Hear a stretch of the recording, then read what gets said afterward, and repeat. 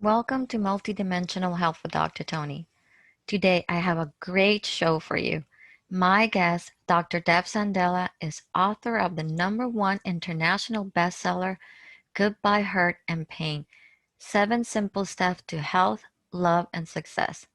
She is also an award-winning psychotherapist, university professor, and the originator of the groundbreaking Regenerating Images in Memory method, which is a heavily backed neuroscience tool proven to reduce stress and improve quality of life.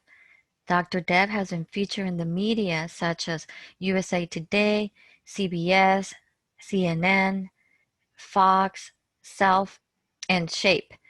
And she's here today with us to share with you how RIM can help you manage stress, anxiety, and to manifest your best life. You can learn more about Dr. Deb and RIM at www.riminstitute.com. Hi, welcome, Dr. Deb. How are you doing? Well, I'm good. I'm good. I'm looking forward to our time together, Toni. Well, I'm really happy that you're here. I'm so excited because you have a great technique called RIM, which is regenerating images in memory. And I know my audience is just going to love it because it's a great technique to clear subconscious, make subconscious changes and just clear stress, anxiety, and any other issues that you may have. So, can you tell us a little bit about RIM? Sure. So RIM is it's a technique that actually has been evolving over the last 20 years. So it took me into places that I didn't learn in graduate school. So I kind of had to set aside what I thought I knew and what I thought I didn't know, and just began to let clients really educate me about what was possible. And so what has ended up is where a lot of techniques start with a thought. They start with a thinking mind, and then change the thought, and then you feel different. But changing your thought takes a lot of willpower. Mm-hmm. And so in RIM, we're starting actually at the other side, the other end of the continuum. So we're starting with the raw emotion that is in the body. Like the body awareness will reveal what is there. And then with that raw emotion, as we really access that through body awareness, uh, what is in the subconscious that needs to be regenerated just kind of shows up. It's amazing. I mean, it blows me away that we are actually so resilient and so resourced in ways emotionally that we just haven't known. We always, we've been thinking emotion was scary and the monster in the closet, and we should try to control our emotion.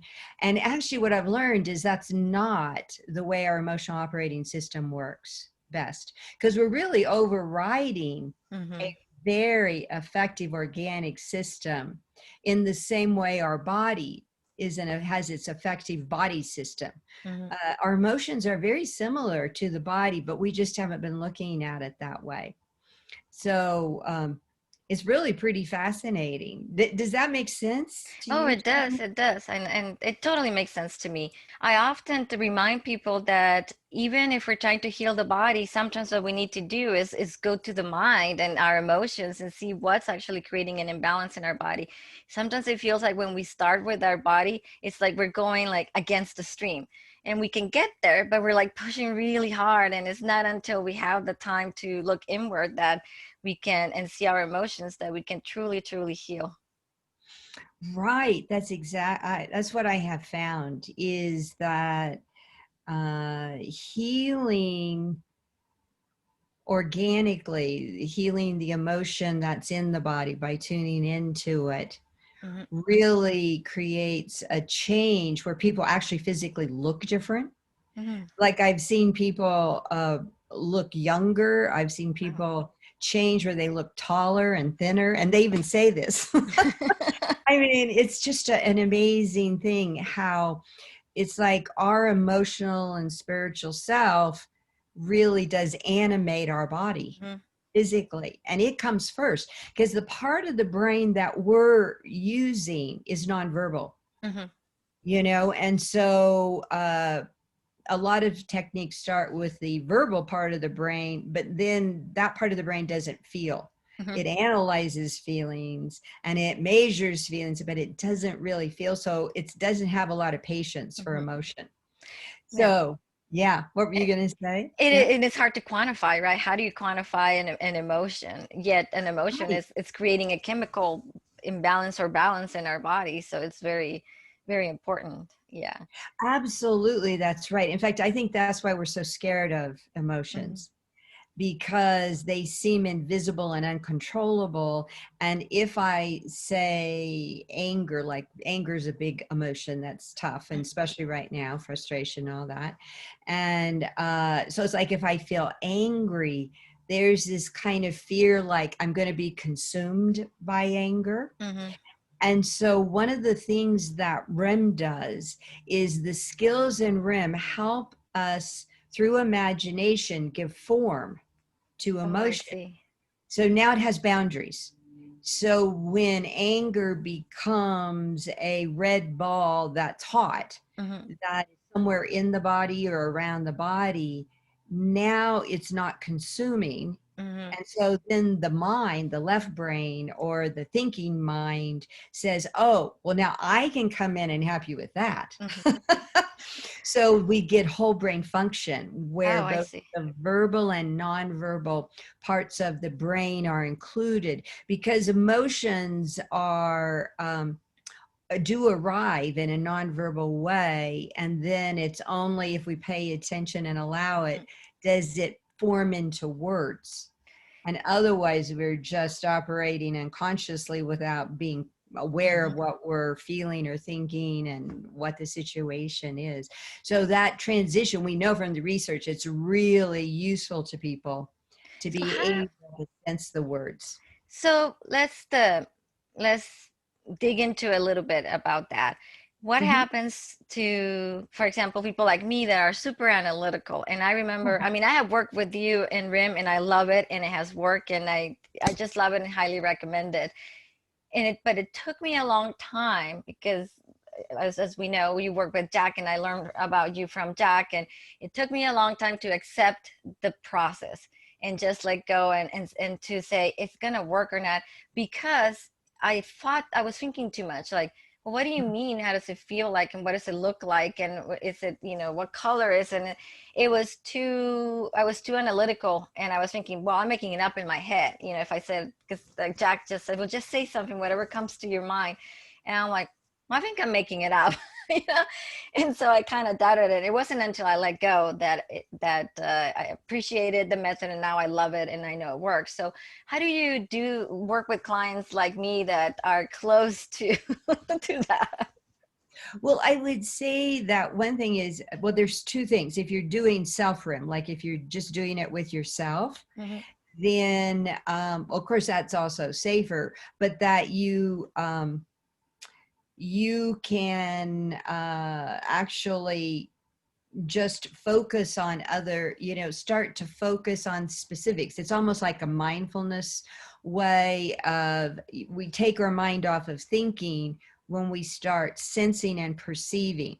So that, let's say, to sense nature, to be in nature and to sense like a flower or a bush or a bird, and to really give ourselves over to that, what happens is we start softening the I thinking. see.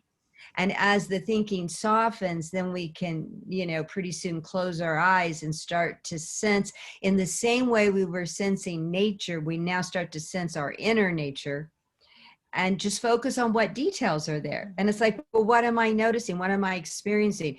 Is my, what am I feeling in my body or around my body? And focus on that and keep moving into it and giving it description. So for instance, let's say, well, I have a pain. I feel this pain in my left shoulder. It's like, well, go ahead, Hmm. focus on that pain and just notice, how big is that pain? Is it very big or small, or does it have a specific shape or not? And what happens is then the thinking mind gets seduced. Mm. We're kind of sly about it. It gets brought in, and then pretty soon it's in with us in this goal of understanding what the body Mhm. experiences. And then we can very quickly just whatever pops in your mind first as you're there can be quite enlightening, Mm. because the subconscious and the imagination's the translator for the subconscious, Mhm. and the subconscious is very purposeful. I know that Freud kind of ruined us. I call it his fatal flaw. I know. But he made us scared of our subconscious, but actually what's in the subconscious is everything Mhm. unknown, including intuition, Mhm. answers from other, beyond our thinking mind, or beyond our body. So it's, and even the answers from our memories, all of our emotional memory, it has access to all of that. And so it's very smart, so it's not scary at all. It's actually a resourceful friend. And I would say in RIM, we make friends with it. Oh, I love It's that. a I love that. very simple way of looking at it, but it really is, because the more willing to go there, Mhm. the more inner wise we will be, and also the calmer, Mhm. because as we know, I mean, I like to think about it as emotion's not part of us, it flows through us, so it's Mhm. energy Mhm. that flows through us. And so emotion flows through the body. I think of it as a river of emotion Mhm. that flows through the body constantly, and we have both a physical experience and a Mhm. subjective emotional experience. It's called interoception scientifically. And as it flows through, it brings us information. It just brings Mhm. us information the same way when we're in our body and we sense whether it's cold or warm, that's bringing us information. It's just sensing. Mhm. And if we resist the feeling, though, because we don't like that feeling, Mhm. so it's very common for us to try and stop anger Uh-huh.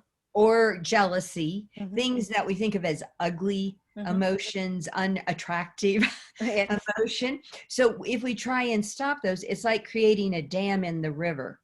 Mhm. So now the emotion that was flowing through that we didn't like can't flow through. It butts up against the dam wall, literally, Literally.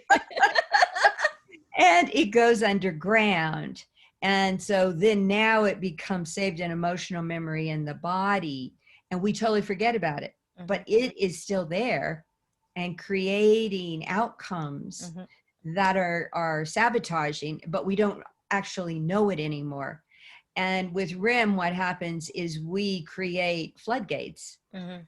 so that whatever that emotion is that's been forgotten, but it's really creating a problem, can flow through in a way that feels safe, so that we won't be flooded by Mhm. emotion, that it's very safe, that we have all these skills to be able to hold the emotion in a safe way, so that we feel resourced and that we can actually deal Mhm. with things that we thought we couldn't.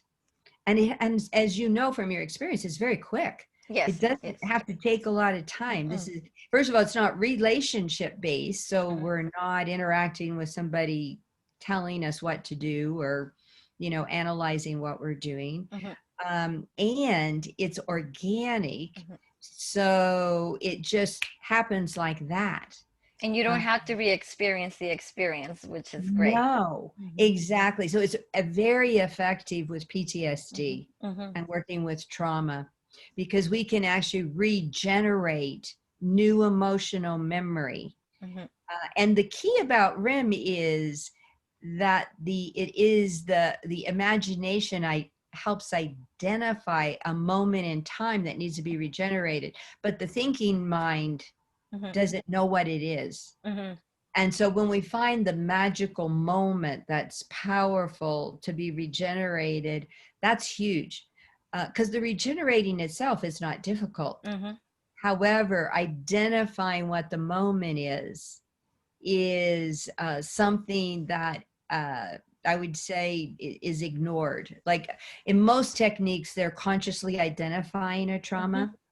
But what I have found through my experiences of being with people is it's not always the moment in time you think, Mm-hmm. frequently not.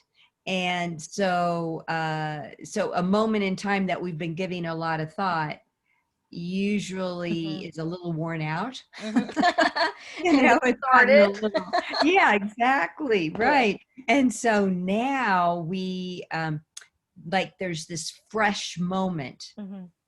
of fear or helplessness or disempowerment that we get to unlock, Mm-hmm. and very quickly, so that it's not re-experienced in the same way, we very quickly regenerate it into an affirming Mm-hmm. version, an empowering version, and where the client gets to speak Mm-hmm. and move freely, because we know that's how trauma develops. You Mm-hmm. know, in the body research, like the book Body Keeps the Score, that we know that when we are triggered to feel afraid, like, Mm-hmm. you know, either it's emotionally or physically, it doesn't matter, we interpret them the same. The mind Mm-hmm. does, the primitive part of the mind or the brain.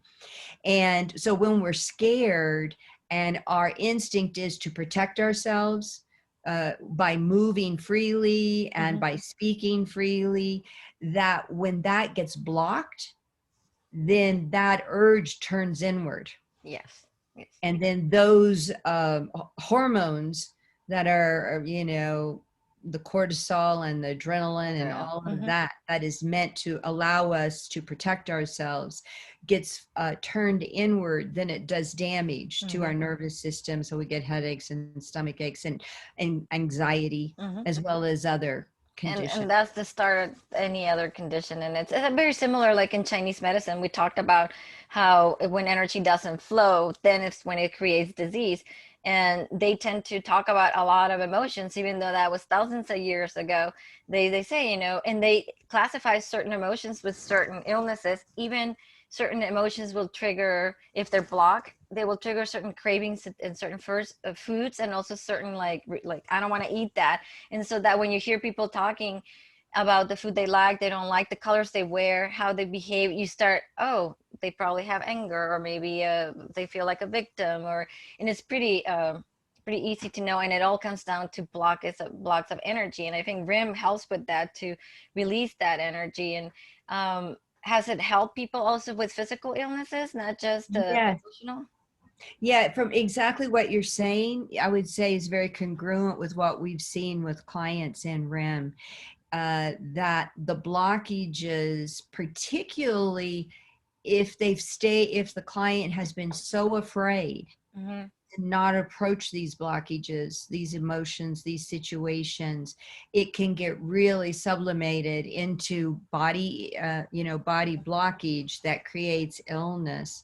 And so just being able to do REM can actually identify what all that is about, Mm-hmm. and then give people a very safe way to resolve it in a short time. Mm-hmm. I remember I was so amazed when I had a woman one time. I this was when I was doing more private practice than teaching of REM, and she left a message on my phone, and she said, well, I have um, level 4 cancer, pancreatic, I think it was. It had started as colon, but Oh, now wow. I think it was influenced the pancreas. And she goes, and I'm dying, but I'm not ready. And Mm-hmm. so I want to do some work on that. So she, that was back when I was doing more in-person work. And so she came in, and I think well, first of all, she had a measurement of the tumor. It just coincidentally was after her first session, and it dropped. Her tumor Wow. marker dropped right after that session. And so she probably did about 3 more sessions, but they were spaced out. because she was traveling with her husband for her bucket list Mm-hmm. before she died. Uh-huh. And she did really big, powerful work. I mean, she really gave herself over to it emotionally because she was at this place of like, there's nothing to defend against or Yes. protect, look good or anything, Uh-huh. like our normal stuff. And about after the fourth session, her test came back that she was in remission. Wow, that's And incredible. It's yeah, I amazing. was blown away. I mean, I was just doing, helping her with what showed up and Mm-hmm. doing just the normal way. But it can be very helpful. And similarly with Parkinson's or like chronic illnesses, Mm-hmm. a lot of chronic illnesses like diabetes and Parkinson's Probably have a lot of, autoimmune too. Mm-hmm. yes, autoimmune, absolutely. They have a lot of emotional components and stress Mm-hmm. related components. And so IBS actually, the RIM was researched with IBS and Oh. found to have significant Mm-hmm. decrease of symptoms. So it really facilitates identifying where in the body the dis-ease is, Mm-hmm. and then what is it that's stored there, what emotions or memories or relationships or thoughts or feelings are stored there, and then we safely, in a resource simple way, release them and transform them and regenerate them. So Wow. it's very powerful with physical. In fact, the research that we're now, well, it's been put on hold because of COVID, but we're engaged with research with the University of Colorado Health Sciences Center Mhm. because they're very interested in how to access the parts of us that keep us from following our treatment course. Oh, yes. Because people are educated about this is what will make you healthier is if you do this, this, and this, and this, and people still don't do it. They still don't do it. Yeah. So RIM is a kind of technique that we're moving in the direction for healthcare to be able to use to shift that Mm-hmm. and address something that's invisible, something deeper than Mm-hmm. education, than the thinking mind. So it's very exciting. So the reason we're on hold is because we're looking at using MRIs when Oh, people okay. are doing a RIM process, so that we can see what parts of the brain are really Oh, that's activated. awesome. That sounds Yeah, great. yeah. So it'll be very That's interesting. exciting. That's super exciting. And so, what do people, for people listening, what do they expect from a session? Well, I would say that what you can expect is that you'll come out more relaxed and that there really is very little expectations. Okay. Great. I would say the way we start a session is just to find out if somebody has an intention or a goal. Mm-hmm. And the main reason is not because we're going to oriented it towards that goal, but that the subconscious hears it.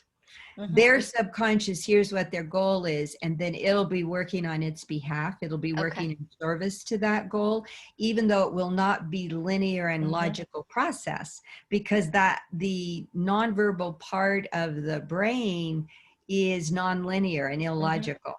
And so it's a very different process than just thinking or problem solving. It's Mm-hmm. not solution oriented at all.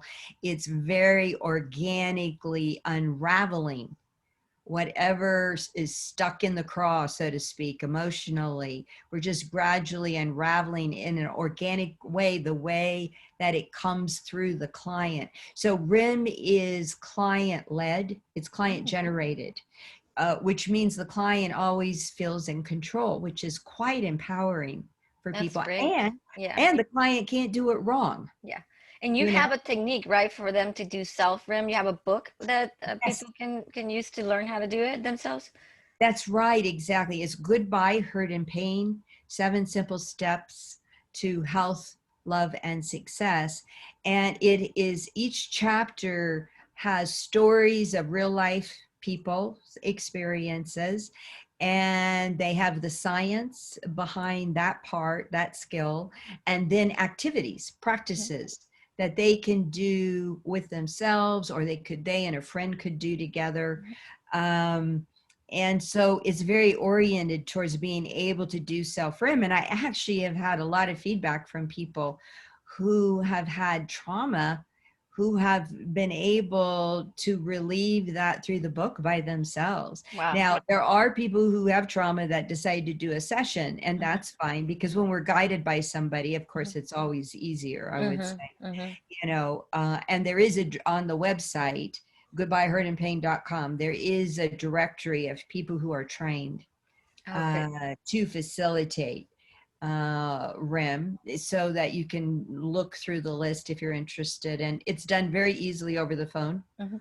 or over Over Zoom. Zoom. I done them through Zoom and they were great, and I done through the phone. So, and I have the book and I got it on Amazon.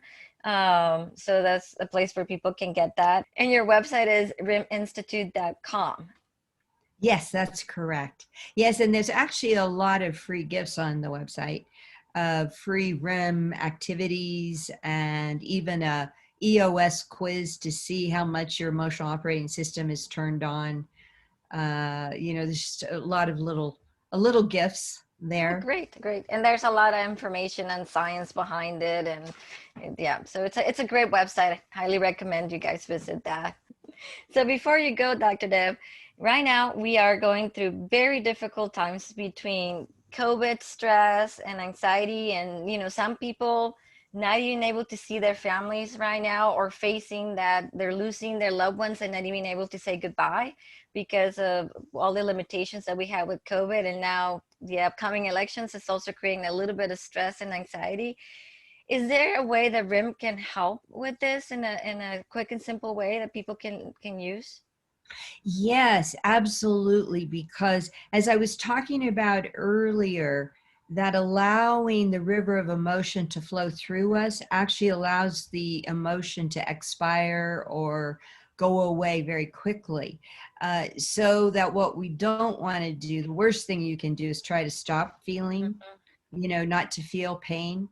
And even though I understand there's a inherent natural resistance to pain, Mm-hmm. that's true for all of us. However, what really works is to feel our feelings in the moment, just allow them. We don't have to, it's like it doesn't, you don't even have to move.